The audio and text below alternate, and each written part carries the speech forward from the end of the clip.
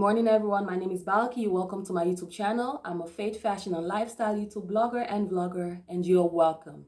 So today, I will be sharing with you some African customs and traditions that I agree with and some that I do not agree with, okay? Some I agree with and some I disagree with. Trust me, we have a lot of customs and traditions, okay? And, lots of our ancestors back then practiced this, and it's just seemed as wise for us to continue with it. But, not all of them are good, not all of them are beneficial. So here are some that I agree with, okay? So these are my opinion, personal opinion, all right? So number one, so first, I will have my book here, as always, all right? So number one is bride price paying. So I believe that bride price paying is, essential. You cannot just come and take someone's daughter and carry her off. Like something has to be exchanged. Like you're not buying her from her family. You're not trying to own her. It's not like a slave trade going on here or whatever. Because some people they can misuse these customs and traditions. So some of them are like, oh yeah, I paid your bride price, so I can talk to you anyhow. Look, I think for me personally, I think the concept of bride price praying is just a sign of friendship between both families. And then this started back in the Bible times when Rachel was to marry Jacob, right? And Abraham's servants exchanged some jewelries and gifts between Abraham's family and Rachel's family. So that exchange had to go on for Rachel to come. That was like a sign of friendship, a sign of respect between both families. And I think that's what a bride price should be. It should not be a greedy list like, oh, the family needs 5 cars, 100 bags of rice, 10 crates of palm oil. No, that is greedy. You're trying to sell off your daughter now. Well, I think bride price is essential, okay? Like even if I get married to a white man, bro, you pay my bride price. Okay? Like my worth is far above rubies, by me, but you will pay that bride price. Yes, so yeah, I agree with bride price paying. And then number two is so in the Sierra Leonean tradition, before two people get married, basically, they check out your family.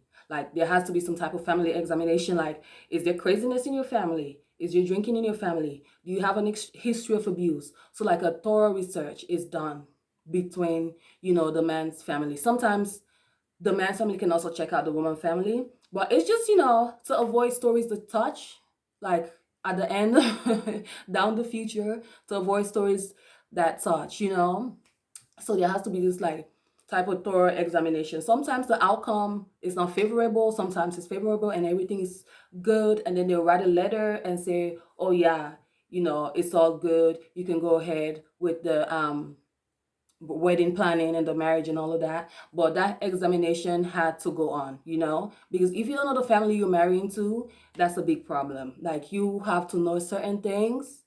Some things you will not know in dating, some things you will not know in courtship, some things you will need outside party to go and check out for you. So I definitely believe in family examination. Like look at the history, like what happened, what happened to their mom, what happened to their mom's mom and their mom's mom, because what they call generational curse, it's a real thing. So some things have to be prayed over, some things have to be broken, and that has to come through, family examination. So I totally support that. Okay. And then number three, when a child is born in an African family, I think the mom of mother, the mother's mom, comes and help the mom out for at least between 1 to 3 months. And I know Nigerians call it omugwo, something like that. But yeah, like she comes and like just help out the mom, like help her while the mom recover, because she has just given birth. So while the mom is recovering, she's taking care of the babies in the house, especially the newborn, giving the newborn their first birth, bath, not birth, bath, and then just stepping in, like whatever needs to be done, cooking for her, just pampering her and her baby, helping her with breastfeeding, maybe like when a woman gives birth, like she needs time to recover. Over here, People don't really have that much help. You do it all by yourself. You can give birth today and you can be on the street tomorrow, like driving, like you can go, as soon as you give birth, the next day you can go to the grocery shop, get some things you need for the house. And yeah, I have seen it. I have heard stories of it. So this is very helpful with the Omugwo concept, where the mom of the mother that just gave birth comes and help out. So I love that. I think it's beautiful. I think it's precious. So yeah. And then number 4, teachers being your second mom. So back in Africa, yeah, your teacher has the right to whoop your butt. Some of them are very abusive. Some of them have whooped children to the point of near death. I agree with, how can I say, I disagree with that. Definitely do not put your hand on my child like that. But not like whooping and all that, but in terms of correction and guardians and all of that, I agree with teachers being your second mom. You don't need to put your hand on my child, but you can guide him or her, guide her when it's time to correct her when it's needed and all that. Because like over here you can see children pulling out guns and weapons on your teacher just because the teacher said stop talking in my class. Like they're so disrespectful over here. Students are so disrespectful. You're gonna talk to them any type of way. They can cuss you out. So I totally believe in teachers being your second mom in terms of guidance and just giving you wise counsel, and yeah, just being a motherly figure in your life, minus the beating parts. Okay. All right. And then I also agree. Number 5, I agree in family meetings. Yes, I've sat down in a lot of family meetings. We just sit down and trash things out. So no one is holding a grudge.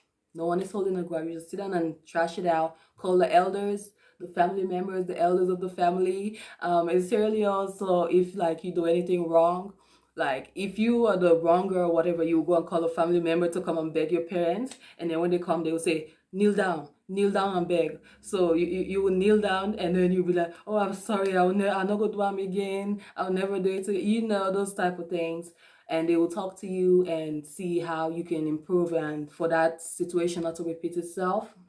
So yeah, I agree in family meetings. Okay, family meetings, I love them. They can be annoying, but they're necessary. So number 6, this definitely is near and dear to my heart. We do not believe in sending the old to old people's home. Yeah, there's no such thing. In Sierra Leone, they always say if you want your elderly loved ones to die early, take them to the old people's home, because they, first of all, it's so lonely over there, and they do not take care of them. Over here it's different. Yeah, they have insurance. They eat 3 times a day, 4 times a day. They have, it's leisure. It's a place of leisure. Retirement home, it's a place of leisure for them. But for us in the African, community and culture, like, the old grow up with you and they pass on their wisdom to you and your grandchildren. My 97-year-old great grandma, stayed with us until she passed away. And my 80-year-old grandma right now, she's living with us, and she's helping take care of us, teaching us some things she knows about life, praying for us and things like that. So that's a joy, like, of every grandma in an African family, to stay within the family and just enjoy her grandchildren. She's right now, she's surrounded by her grandchildren. She is good. She's living the life. So yeah, we do not believe in old people's home. Yeah. And then number 7, midnight prayers and early morning prayers. It's a necessity. Like every day, my family and I, we get up at 6 o'clock and we pray for at least an hour. It is very necessary, very, very necessary. Prayer is the key, and it just breaks every chains, it breaks every yoke, and we definitely believe in it. And it's good to have this congregational prayers with your family as often as you can.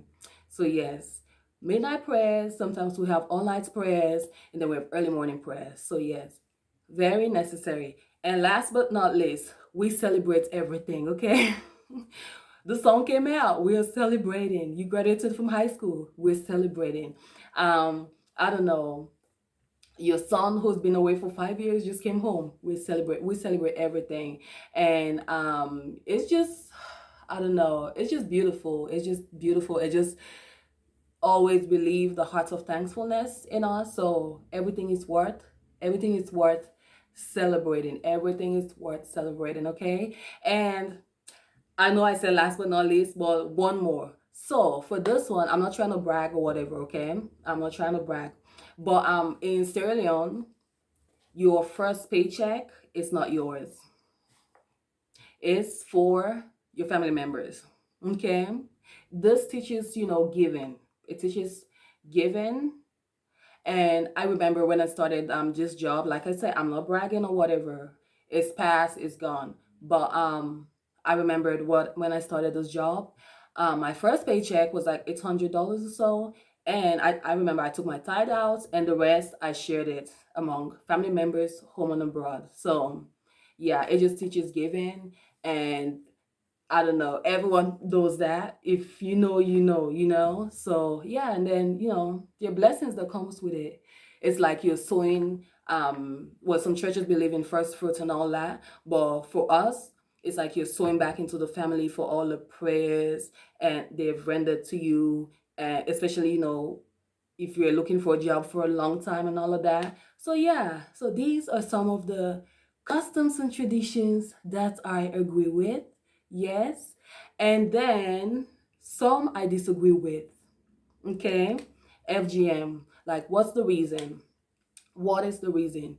There is no reason for you to be doing what you're doing. If you want to know female genital mutilation, go Google it. Like, how can I say, it's a gory detail, but lots of kids have died from this. And I've heard stories of, people taking their kids to Africa and like, oh, you're going to go and visit your grandpa or grandma in the village, and then once they get there, they're doing rubbish. So there's no need. If a girl is going to be promiscuous, you cannot stop her. Like, she will learn. She will learn the hard way. Like, either God changes her heart or something bad happens that she will learn the hard way. But yeah, I don't feel like there's any need for genital mutilation. Like, it is absolutely unnecessary. It is absolutely unnecessary, and people have died from this. Okay, so yeah, and then I also do not agree with a woman cannot move out of her father's house before marriage. I believe that everyone, as long as you're of age, you can afford it. You need to learn to live by yourself before you get married. It is very necessary. It teaches you responsibility. It teaches you how to just be still and be by yourself. Okay, it teaches you how to pay, of course, responsibility. You're gonna pay bills, girl. Even though rent is high right now, rent is very expensive, and being with your parents is like the cheaper way to save your money. But still, like, everyone at one point of their life needs to learn how to live by themselves. Yes. So I do not believe in a woman can move out of her father's house before marriage, because some people will be like, oh, if you move out, that means you're trying to be promiscuous, you're trying to have men over at your house and blah blah blah. I do not care. Like, yeah, you know what you're doing. If you know you're not in that type of lifestyle, yes, do you, boo, okay? But I do not believe that. Last thing I do not believe is the way, I'm not promoting divorce, but the way people who are divorced, like, they're so, like, how can I say, ostracized? Is that a word? Yeah. Yeah, they're just like shoved to the corner. Like, if you're a divorcee, you've done a taboo. It's a taboo thing. Okay, again, I'm not promoting divorce, but there's certain times it's necessary, especially if abuse is involved. I do not condone that. And lots of, our African moms and dad will be like, no, you need to stay in your husband's house. No, no, no, no, no, no. If you gotta go, you gotta go. It's better to, stay alive than die in a marriage, especially if he's putting your hands on you, or if he's a chronic cheat. He's going to come and give you something, girl. HIV, all these other STDs are out there. It is better to keep your peace and sanity and just, stay alone for a while, okay? But yes, like, as what's her name, the late gospel singer, this is what she was scared of. That's why she got killed eventually. She eventually died. So yes, I do not believe, in being ostracized because you decided to like divorce someone. Again, I'm not promoting it, but sometimes it is necessary. All right, well, thank you very much for watching. God bless you. Please like, share, subscribe, and comment in the comment section below, and tell me if you agree with any one of these or disagree with any one of these traditions. Then add yours. Okay. God bless you. Have a great day. Bye for now. Bye.